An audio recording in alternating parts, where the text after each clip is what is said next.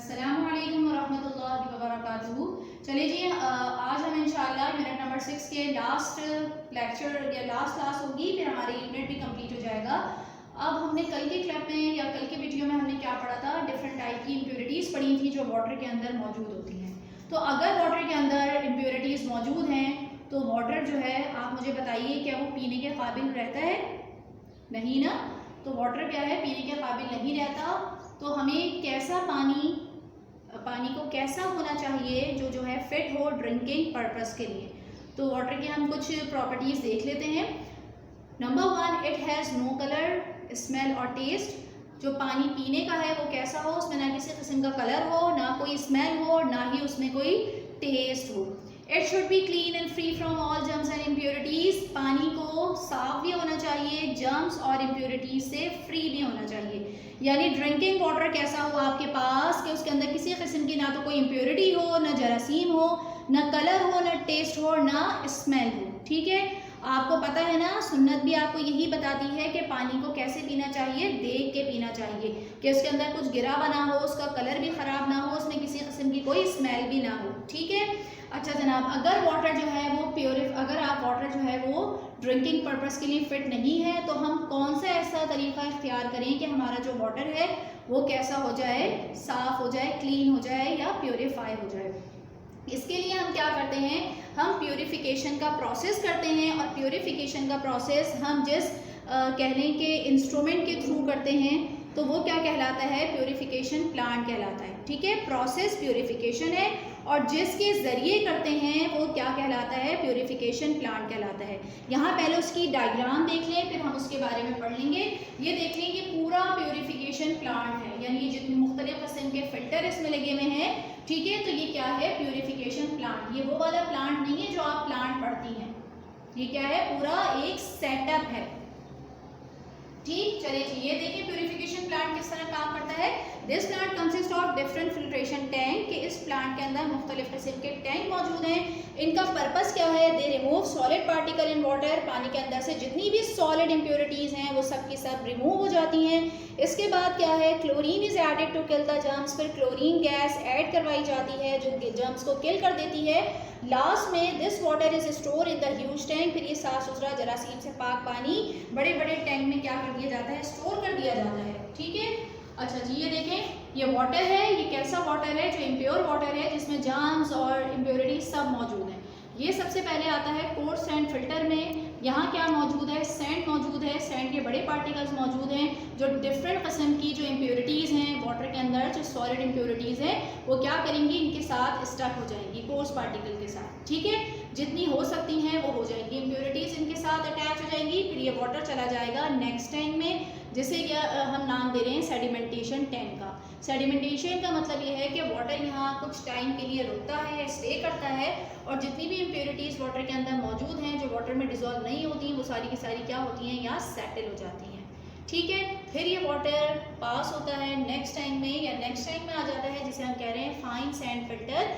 यहाँ सैंड के छोटे छोटे पार्टिकल मौजूद होते हैं इस फिल्टर के अंदर। इन पार्टिकल का पर्पस क्या होता है कि जो और छोटी इम्प्योरिटीज़ हैं जो प्रीवियस आपकी जो है वो वाटर से नहीं निकल सकी हैं प्रीवियस टाइम में, वो यहाँ क्या होती हैं, वाटर में से रिमूव हो जाती हैं। यानी जो सैंड के पार्टिकल हैं इनके साथ क्या हो जाएंगी, इम्प्योरिटीज़ स्टक हो जाएंगी।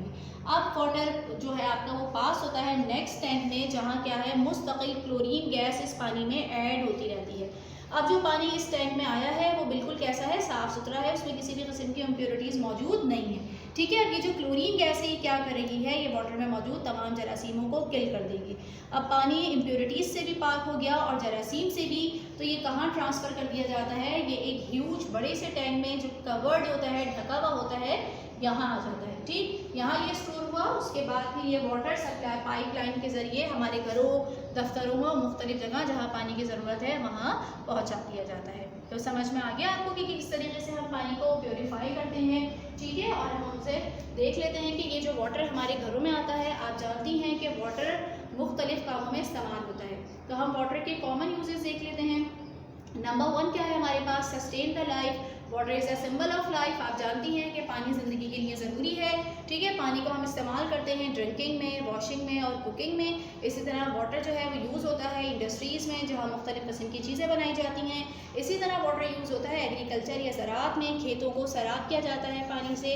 इसी तरीके से पानी जो है वो डैम्प में स्टोर किया जाता है, और वो जो स्टोर वाटर है उसकी हेल्प से हम क्या करते हैं, इलेक्ट्रिसिटी को प्रोड्यूस करवाते हैं, बिजली बनाते हैं, जिसको हम क्या कहते हैं, हाइड्रो इलेक्ट्रिसिटी कहते हैं।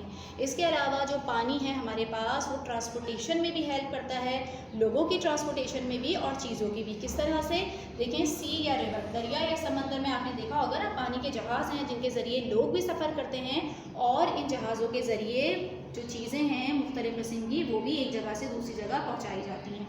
तो ये आपको अच्छी तरह समझ में आ गए वाटर के यूजेस। अच्छा, आप देखें, आप जानती हैं कि पानी कितना अहम है ना। पानी को हम कह रहे हैं कि सिंबल ऑफ लाइफ। तो जो चीज़ जितनी ज़्यादा कीमती होती है उसकी उतनी ही ज़्यादा हिफाजत की जाती है, उसको उतने ही ज़्यादा एहतियात से इस्तेमाल किया जाता है। लेकिन आप देखते हैं कि हम लोग पानी के बारे में, इस्तेमाल के बारे में बिल्कुल भी एहतियात नहीं करते। तो हमें इस तरह नहीं करना चाहिए, बल्कि हमें क्या करना चाहिए, वाटर को बहुत ज़्यादा ध्यान से इस्तेमाल करना चाहिए। यहाँ आपको कुछ ऐसे तरीक़े बताए जा रहे हैं जिनकी हेल्प से आप पानी को ज़ाया होने से बचा सकते हैं। सबसे पहली बात ये कि don't leave the tap running. ये कह रहे हैं कि नल को खुला ना छोड़ें। कब? जब आप वॉशिंग कर रहे हों या अपने दांत साफ़ कर रहे हों, ठीक है, या कोई भी काम कर रहे हों, तो नल को खुला ना छोड़ें। इसी तरह अगर आपके घर में पाइपलाइन लीक हो रही है या कहीं भी पाइपलाइन लीक हो रही है तो फ़ौरन उसको चेक करके ठीक करवाइए, या अगर नल ख़राब हो रहे हैं तो उनको ऊपर भी फोकस कीजिए, उन्हें फ़ौरन से ठीक करवाइए। इसी तरीके से जब आप अपनी गाड़ियों को धो रहे हों या पानी दे रहे हों गार्डन में, तो जो होज़ है उसको भी आपको ऑफ़ कर देना चाहिए। ऐसा ना हो कि आपका काम पूरा हो गया तब भी वो क्या है, उसको आपने खुला हुआ छोड़ा है। इसी तरह नहाते धोते वक्त भी हमें ख्याल रखना चाहिए कि हमें बहुत देर तक पानी को बिला ज़रूरत इस्तेमाल नहीं करना चाहिए। ये तो आपके पास मुख्तलिफ़ तरीक़े हो गए जिससे आप पानी को बचा सकती हैं ज़ाया होने से, ठीक है। अच्छा, अब नेक्स्ट टॉपिक की तरफ बढ़ रहे हैं, वाटर पोल्यूशन। आपको पता है कि पानी इतनी अहम चीज़ है और हमें उसको साफ़ सुथरा ही रखना चाहिए, पानी को हमें आलूदा होने से बचाना चाहिए, लेकिन हम ऐसा नहीं करते। चलें जी, वो तो बात की बात है कि हम को करना चाहिए, हम नहीं करते। अब ये देखना ये है कि वो क्या क्या तरीक़े हैं जिसकी वजह से पानी जो है वो आलूदा या गंदा होता है, या वो कौन सी कॉजेज़ हैं जो वाटर पॉल्यूशन कॉज कर रही हैं। पानी में जितने भी हार्मफुल सब्सटेंसेस या अनहाइजेनिक सब्सटेंसेस हैं या केमिकल्स हैं, ये सब के सब क्या हैं, वाटर को पॉल्यूटेड कर रहे हैं। और ये सब जो गंदगी है, जो आलूदगी है, ये पॉल्यूटेड मटीरियल है, ये कहाँ से रहा है, ये देखिए फैक्ट्रीज से आ रहा है, हमारे घरों से आ रहा है, फार्म हाउसेस से आ रहा है, मुख्तलिफ जगहों से आ रहा है, और अल्टीमेटली ये कहाँ आके गिरता है, दरिया में, और इस तरीके से रिवर वाटर पॉल्यूटेड हो जाता है। बिल्कुल इसी तरह जो सीवरेज वाटर है मुख्तलिफ जगहों से, रास्तों से गुजरता हुआ, ये कहाँ आके गिरता है, समंदर में, और ये सी वाटर को भी पॉल्यूटेड कर देता है। अब ये तो हो गया सी वाटर, रिवर वाटर पॉल्यूटेड, लेकिन इसके कितने ज़्यादा ख़तरनाक असरात हैं।